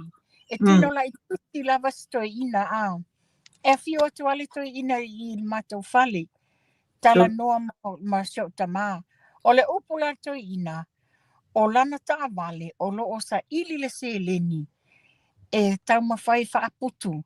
Ona o lo nata li I le whaapea o lea o ngai whafo. Ua to a tele le whana. Sai lele lea. Sai lele la lea. E la te whai atu ai. Awa. Le o te nofo maa ua I. Iei lea fine la I titi o le toi ina o malia le ngaoi. E ngoi a Palimia. Tasi le wasenga sa maulunga I Palimia ia tea I St. Mary's I Savalalo. You know, I know them very well. A le la e sau e te lote ia tua a le fionga le li Palimia o tangata ua leva na tau tua ia Samoa. A la me lote I matua. La me linga lote matua. A wa whai lava alua finga unga mal Palimia wa ele ma whai al Palimia. Ia, e lole tala tangata. Ia malolo mal pesel whaili. E wa te lote ina matua lango o tua ai. e alolofa ma manu fo i ele fionga le li pale mia ma ona ainga. Winga li foringa mai la li mo fanu nga ke sa fai ma le blueprint ali I know very well. Oh, Ona te no mai atu sa ta fio filaba ona ele yaise na tai fa pe ta fa leanga o ai e langona fo le lotu tinga. Langa o le tūlanga le lame lote i mātua ua momoe mai tia sā. A ua whai lama lua whina unga ma la fionga le li pale mia ua toto whawhia i au ngutu. Ia malolo mai pesa whaini. A wale ta alo pā a lote i a mātua. Ala sa wa ai ko inga. Ia tu stoi no o marira ngoi. E kau so i sa le long ka mape kau so nong tinga. Nowhere near wai lo son ta mamoi. O so. Nowhere near. Sole. Ia, na la nga ke sa fa mal blueprint so le me ako so le. Ia, anyway. Ia, ku ngisi ka me se fa so sis kani. Me se yo fo ya tu a. Ale mele no fi fa so to tu la e pa no fa tu. Pai asi no pisi le aso le nei ona fo fanga po kalamel mato ai nga ngalai no mai a. Ia.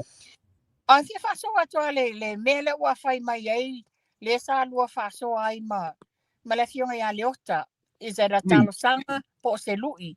Regardless how you worded, but the fact of the matter is, if a fonga mai o limongi, ia o ai o e te sauai, e te tau wha balea wha lata le atu nuu.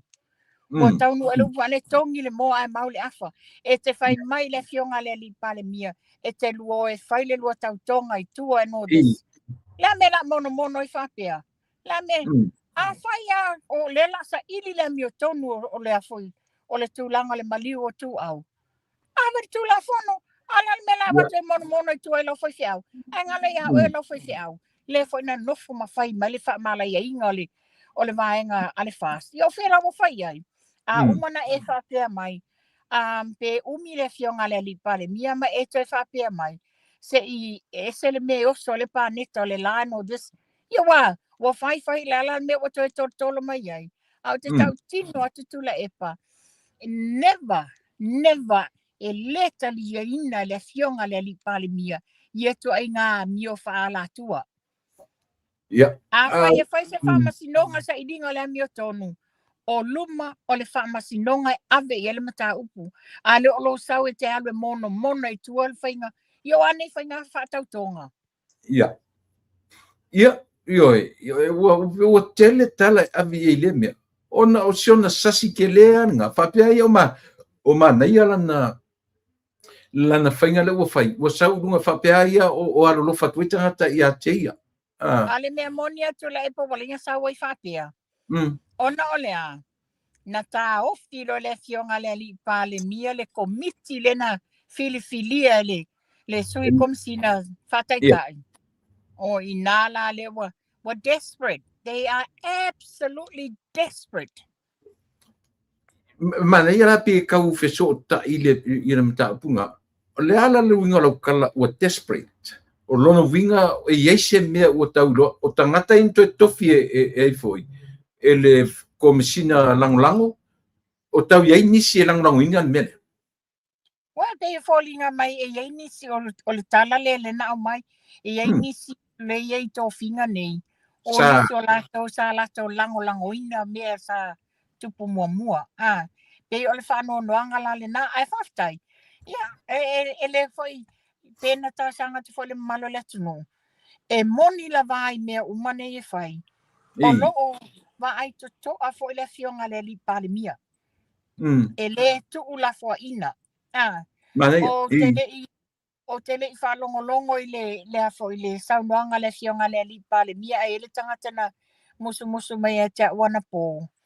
Mai o mana whai male pō kalamea a leota ma tula e pa whapea mai ua mamafa le saunoanga le fionga le li pale mia whatu ia a whai ua mamafa le saunoanga le fionga le li pale mia i ni whautuanga mani me le lei mole mtanga luenga leo. Wa ala tatau. Ile e se setala na fatu matia tu mafar sa noanga. Te le lola po fesa o il tala na. Lei matele i batu ke o se se fa longo. Okay. O saunoanga le li palemia le afoi i le temi o le maleoleo. Le faisa matango fie au mai tonu straight to the point o langa tou yo au mai le e te tau lana whalongo leo. E te tau on le winga na ia ilo la te o se whalongo tangata na whaturital. Yeah, whatever. But o le winga o le tala wala te tau. O ti mainga tu walalo le fionga le li palemia ono lea. O le manao ia a mata mea le mtanga luenga leo. Ono lea. O la tau le e malu ai le tunu. Ia longa na la tau whaia malfa maoni o la tau tiute. Ia e tanga iai. Lena mo le mau le whamasinonga lena umanei. Se le whaingo le. O le suenga mo mua se le lona lua. So, o le nau ta inga la leo le fionga le li palemia. Ina ia mauti noa e ngā lulua malfa maoni ia sungali malu al malo. Io, kaya i si pai mesia la nai e tusi li ngai ko ke ngofo New Zealand. O le media le senga luenga le media le tusi fa tonu le malo New Zealand. Ele senga luenga le media o le su e fa pe le mea pulotuna. Ala mele kusi se o ko New Zealand fa ka u ele trata ngā pulotu mana whainga ia whai le malo. Tula epa, ele o toi umi se taimi. Ya, le le. Ele o toi umi se taimi. Wa toi bea le te pese toi titi tā le longo. Le o toi umi se taimi. O le vaenga mauti noa mawhanua e le mavetali mai le tali mai le li palemia i le lui po le tarsanga po rea. Ele tulou lava whafonga anga sa moa a mai se fole fionga le li palemia.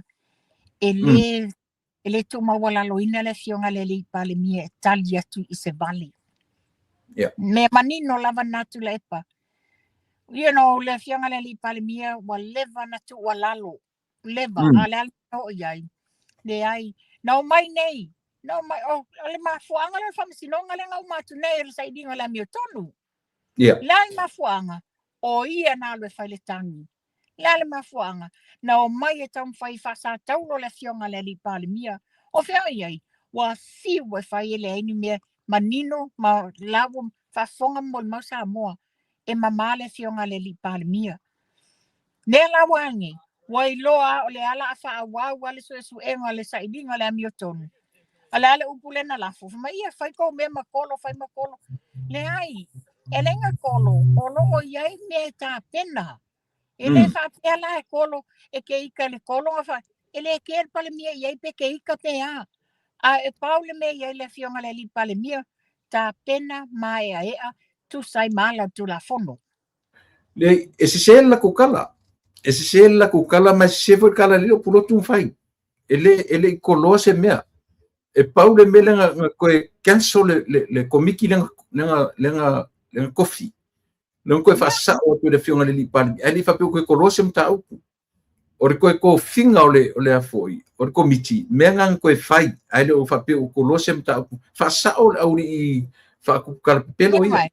Bawanga me e o mai su e masei. O mai e whaile tau whaaleanga. O mai e o ole ma tau whaalea i le atunu. Mena le lau te whaia nei. Ia e ele e te tūlanga. E tangata le walato sa ilia. Walato sa ilia ia le li ile o kanata. Okay. Lela la whaatuai. O ai o tau le sa ilia. O le nofo i Grace Avenue i kai Auckland City. It's opposite ile number 80 Grace Avenue le mesa ilmata officer mua. So langa o apartments nga ale council o tele lopo la numela para I will find out. O ai o tona fia maua purotu. O ina maua yai. Manaya nga u failu. Mawhanua iei le latest lenga u whaikau ngai leo soe la sawa amakai koe amai. Leo to e whaauau ngā ruenga ale li ona nai mani. Lesa ngā lua i lalo lesa pesa bodyguard i afia me. Ia pole li i fuele tōru o lilo mayama. That's u whingalo nuanga leo. Tulepa, I have nothing against le sunga le le malo ia nanai. But, a whaafonga mai whai la nanai. Nanai o le whautuanga tu sa o atu. Ia ave le whautuanga I lou whale tua. Tu o le mā o le au vai, masawe a mai I lunga ia lua personal and me te tono to ainga. It's not for us. We don't want to hear it. We don't want to know. Sawe li poti sa o mai mea o lo tutupu te tono le malo ma mai sa o news. A o ia lava lea e sau a mai te tono o lea la wale piki lo ko lua lawa wha malolo o lea la wa lewa na wha atali le whai se whai unga. A o te leta ua tuala o me whai. Who cares? Who gives a rat's ass about what you want to do? That's between I te tono lava lolo te whali. Ai awa lea la o whautuanga lea wati nai. A whai fo I o le tūlanga lea wa o te loinga. E le ma whai, whatever the recommendation ma mea ni su e ngā for ya le komisina whate le komisina le iai nei sui komisina. But everything has to go through I le Attorney General. A whai la wa wha maonia mai le tatou lawyer sili e mama ia le sunga iana nai. Well, congratulations and welcome back to ia whai mal wha maoni ngā luenga. Ai pau o le whautuanga nai avatu. O lo whale tua le tupu e whale teleo o isi whawhitauli.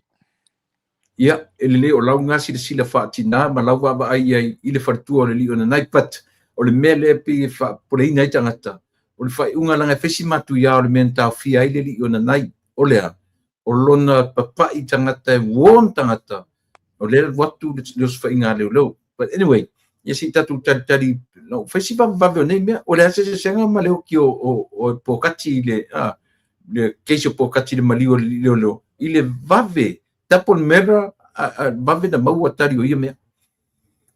Tula epa, o te le whaelo atu, but there are some other aspects of facts le tūlanga le nā.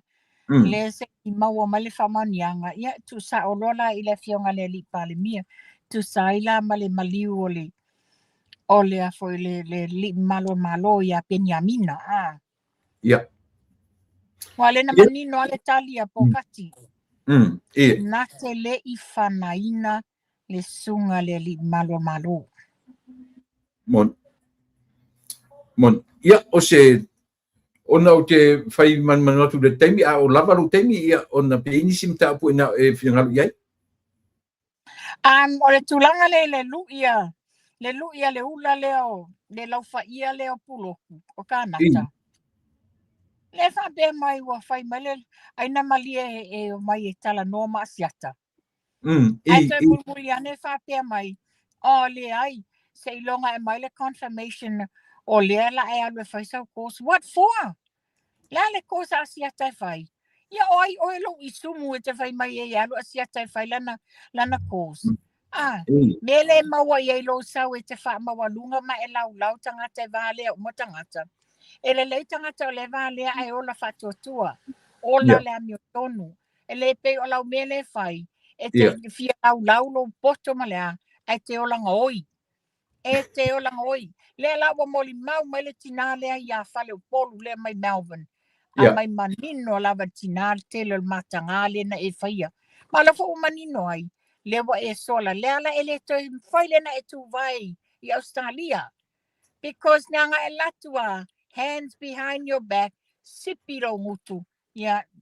Goodbye, Felicia.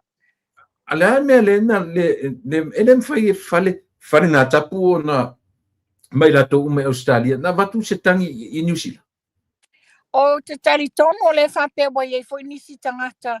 O le wa mai sa o alato tusi nei New Zealand. Okay. Wa, te fo le whape mai. E pe o le mesa whai e to tele le malo sa moa I Melbourne, Victoria. Ona lena ave sa o le tusi I remove mai lato o one I ai. Wa e whape sa apalai ni ngā wenga mea tau le council and all that. Some position. Lena ave sa o tusi I remove. Langa lo tangata wha maoni o tangata fraud. Wa te whai atu, o le mele whai purotu, o le tusi le malo New Zealand, tusi le se mea ngā se media. Me tonu ale nā o le fia poto.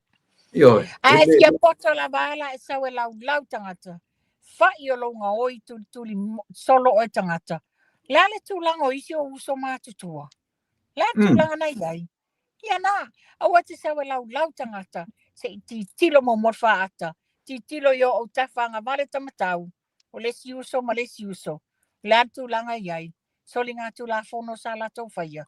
Awala e te tau tala i tangata. A ti tilo i ate oi. Oi. E whaila si te leo le whaine o sili i longa tekno. Ioi. Ale na mai sa oe mau i Samoa. A whai ana e ola i wha oe le pumo o le o langa te iai. Whawhetai a New Zealand, whawhetai le whai o Makati. Wa e manongi ai. Ia, ki uka ua reri ia ka ua kākarango iai. Mai maware taimi ai pe o le tūlanga na iai. O lato le lato te fia sa ilia ia tūlanga lo ono whai ia kānata.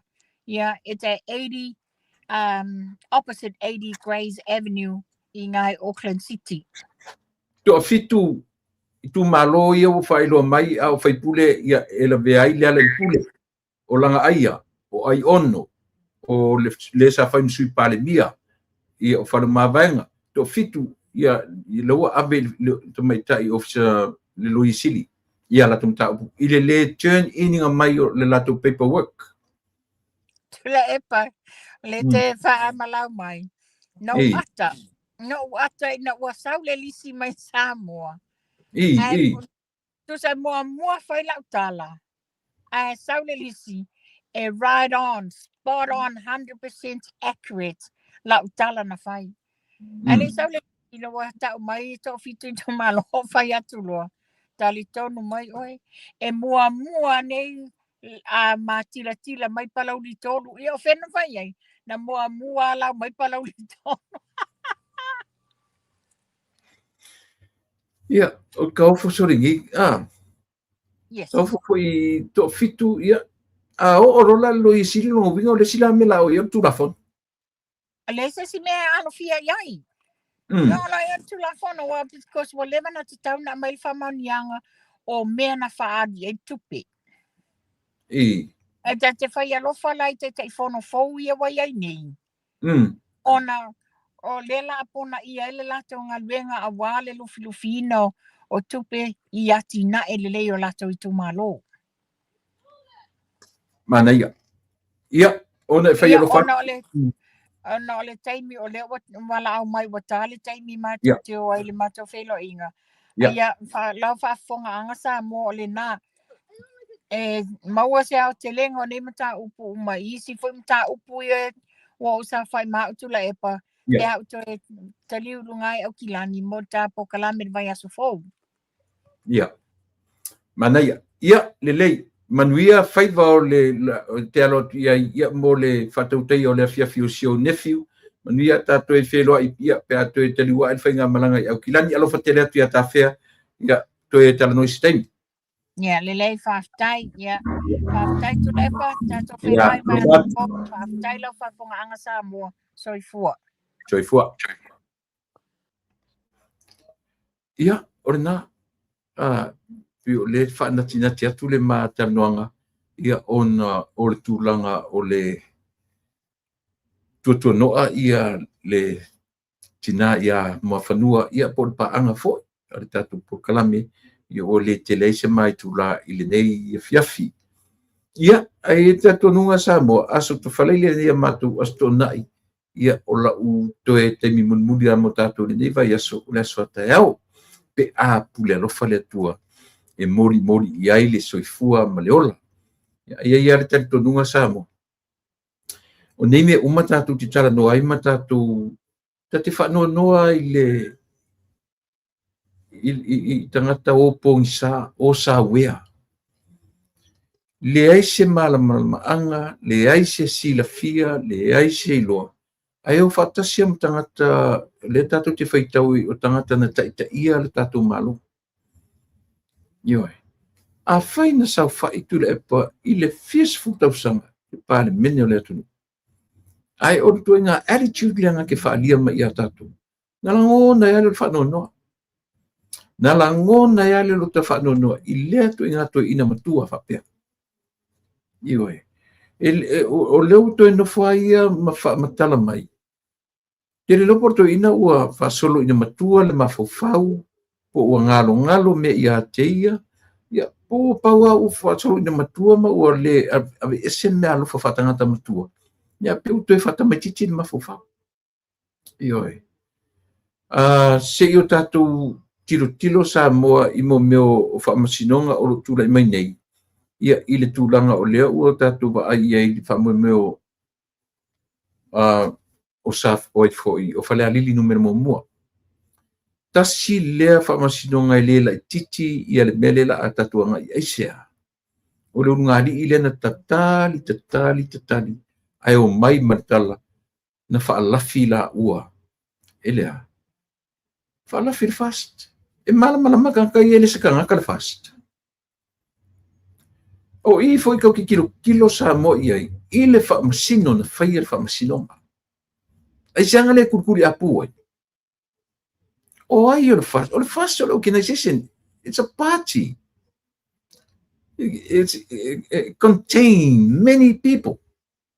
It contains many people. Yo. E nem whailanga waku se me whapea ia al fast food. Lenga tau le fast party Samoa. Ia o wako i LA, o Missouri, o Las Vegas, o fast o makanga. So a fesiri la o ai li tangata na whalawhia oe. O ai le fast na whalawhia o ua. Samoa ese le maali o whamsinonga tatu atunu. Ese le maali o whamsinonga tatu atunu. Yo. Na me maali e. Na o whamsinonga, se va ni whamsinonga na mata me tau sanga ute ane. Se va uke ngi me ka ke amia. La lafi ia ngi ia ne mori mau. Ali o masore o ka maku ku ka sore. Ma fa fangi ko na me fa pia. Anyway, kung isim ka apu ka no i kayao. Yo e. Kayao was muri ne vai aso. Ia tatu tau mawai atu i le vai aso fo. Ia ao o tu fo i tayao e le ese tatu por kam tayao. Ia o le aso sa ia o te whai ele lo tuan matu i karisia. Ia ale ele tatu por kam tayao. Meaning, le ta pena la u. A whai tatu am no tayao. No o uman ta pena la u launga mo tayao. Ia mo le aso sa. Ai o manatu sa mo. Mo temine. Toi whamanu atu ia le whaunga. Ia po le mawaina o le whasa sunga di whaifi au le matu pulenga. Ia Reverend Petero Taufangu manfatua. Ia whapena foi ia le sunga ia Samuelu. Aftiti manfatua ia Mane. Aftiti ia mo le neila mawai ia le la whasa. Ia tari umai whaftai le tua. Mai alea maunga tele. Ia pesa wha malu mai ainga mai kalesia. Whaftai le tua ua whatau ina manuia. Ia an whapele o se tala. Samuele atunue lava le tautua. Alau tu ona le neia fiafi. Tātu tu e whiro i tae au. Te apu le alofale li e mori. Mori e ruso i fuama le ola. Ai mori temi ei. Alofa te latu mo o e manau whafonga anga samu. So i fuia ma ia manuia.